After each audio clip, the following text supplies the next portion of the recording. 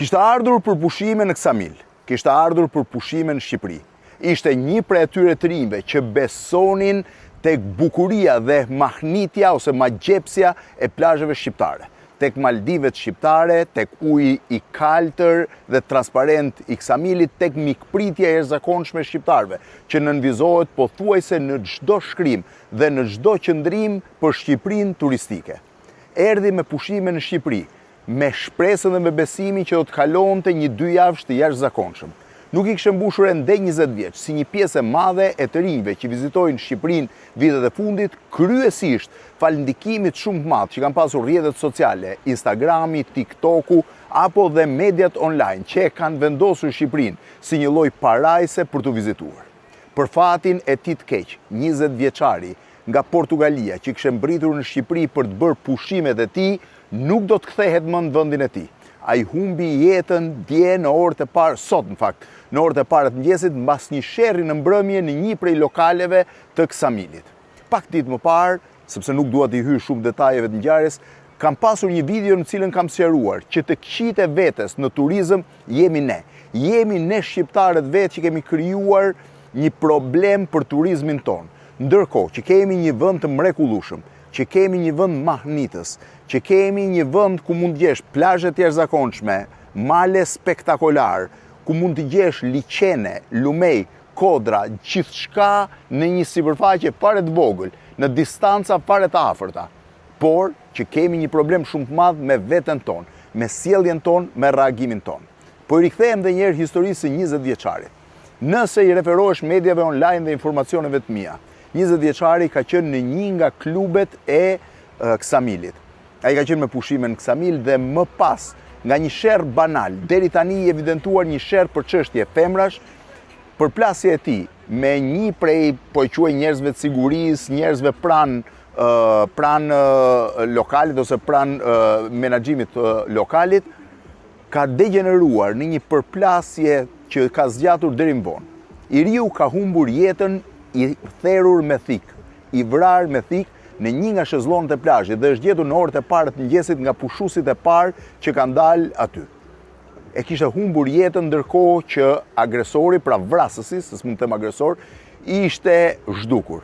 Forcat e policisë arritën ta kapin atë pas një operacioni që zgjati disa orë në një makinë që drejtohej nga një vajzë, me një shtetas turk të ulur në vendin e parë dhe me vrasësin të ulur, të vendosur në bagazhin e makinës.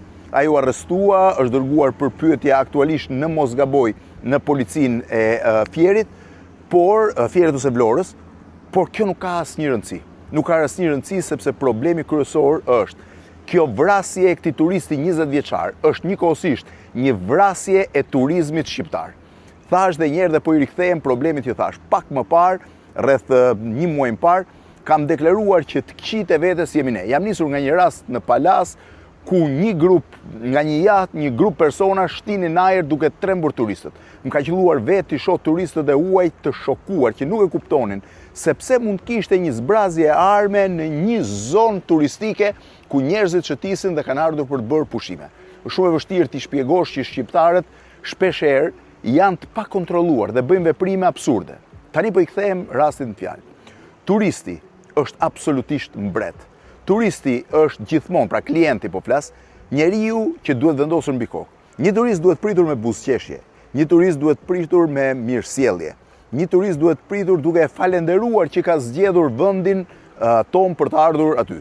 Një turist duhet trajtuar në mënyrën më të mirë të mundshme, jo vetëm me traditat e mikpritjes shqiptare, që në fakt nënvizojnë gjithandej, por edhe me faktin se ai njeri ka zgjedhur të paguaj ty, ka zgjedhur të shpenzoj parat e veta tek ty, ka zgjedhur të bëj javën ose 2 javëshin më të lumtur dhe më të mirë të vitit ti, sepse pushimet janë gjë më e mirë, në një vend si Shqipëria që ka 1000 probleme, 1000 paragjykime, 1000 po e quaj lajme negative.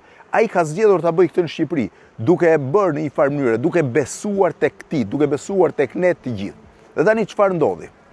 E ky është problemi më i madh. Shumë prej vendeve, shumë prej problemeve po i sjellim ne vetë. Po si mundet një njeri të nxjerrë thikën dhe të therrë një person për një çështje femre? Kjo është çështje imendësie të tmerrshme të shoqërisë shqiptare, ku njeriu konsiderohet i fortë kur të vret, ku njeriu konsiderohet i fortë kur me demek vendos në vend dinjitetin e tij dhe po them atë egon e tij. Kur një njeri që të vret duket sikur respektohet, ndërkohë sepse është treguar i fortë, ndërkohë që viktima shpeshherë përçmohet sepse viktima ka qenë e dobët. Kjo është mundësia një shoqërie absolutisht primitive, po e them edhe një herë, shoqëri primitive, një shoqëri që nuk mund të shkojë përpara, një shoqëri që nuk mund të ketë turizëm normal. Turistët janë njerëz që vinë për qejf, janë njerëz që mund të pinë, janë njerëz që diku mund të përplasen, ku diku mund të konfrontohen, sepse këto të ndodhin kudo në vende që ka turizëm. Po të nxjerrësh thikën, ti marrësh jetën tjetrit, për një femër, për një gjest, për një fjalë, kjo është e pashembull dhe jam dyshoj se ndodh në një vend tjetër të botës. E them me bindje madje, dyshoj se në një vend tjetër të botës dikush nxjerr thikën për të vrarë një person sepse i ka thënë një fjalë. Është e pashembull kjo gjë që ndodh tek ne. Dhe kjo është e përditshme. Në këtë mënyrë funksionon shoqëria shqiptare. Me dhunë flitet në parlament, me dhunë flasin politikanët, me dhunë flitet kudo që ka një gjë. Nuk poston dot një gjë se komentet poshtë saj janë po aq të dhunshme, po aq fyese, po aq sharse, po aq banale. Hiqni dorë një herë mirë nga kjo mendësi dhe kuptojeni. Në qoftë se Shqipëria do të ketë turizëm, duhet të ketë shërbime. Të shërbesh do të thotë të jesh dinjitoz me tjetrin. Të jesh sa më i kujdesshëm me tjetrin. Të jesh sa më i butë me tjetrin. Shpeshherë t'ia falesh edhe në tejkalim të një turisti që pinoj gotë për shumë apo pak, sepse nuk është burrëri ti ngulësh pikën atij sepse ai pas ka thënë një fjalë të keqe në pjesësibër apo sepse pas ka ndetur me një vajzë apo ngacmuar një vajzë si në rastin fjalë. Është e pashembull t'ia shpjegosh kujdo në botë, kemi 2,5 milionë emigrantë, si mund t'ia shpjegoj një mikut, shokut, të afërmit tyre në emigracion që i ka ngulur thikën për një vajzë. Ma gjeni shpjegimin e kësaj. Prandaj them që të këqit e vetes jemi ne, nuk po i hyj gjërave tjera, mënyrës harbute të sjellur shpeshherë. Faktit që banditët, kriminalët, trafikantët kanë marrë shumë prej lokaleve, plazheve, hoteleve dhe mundohen të bëjnë shërbime. Jo, një trafikant nuk bën dot shërbime. Shërbime do t'i bëjnë ata njerëz cilët janë të prerë për shërbime. Ata njerëz cilët jetojnë me këto shërbime. Jo njerëz cilët mundojnë të pastrojnë parat në turizëm, duke tentuar pasaj që në anën tjetër të bëjnë edhe turizëm edhe pastrim parash. Jo, nuk bëhen të dyja. Turizmi është gjë tjetër, pastrimi i parave shkojnë ta zgjidhin vend tjetër dhe të merren me drejtësinë për problemet që kanë. Është pikërisht kjo gjë që po e shkatron turizmin shqiptar. Një herë në kohë ne thash, problemi kryesor edhe i politikës shqiptare ka ardhur nga krimi organizuar. Tani krimi organizuar po merr po shkatron dhe vetëm gjë që kishim krenari, turizmin. Gjithë mediat botërore u shprehen që Shqipëria ka një mikpritje të jashtëzakonshme, tani prej këtyre banditëve po humbim edhe këtë status. Po e them edhe një herë, të këqit e vetes jemi ne. Një shoqëri e cila nuk del të gjykoj dhe të parandaloj gjeste të tilla, të cilët as më shumë as më pak janë kriminale.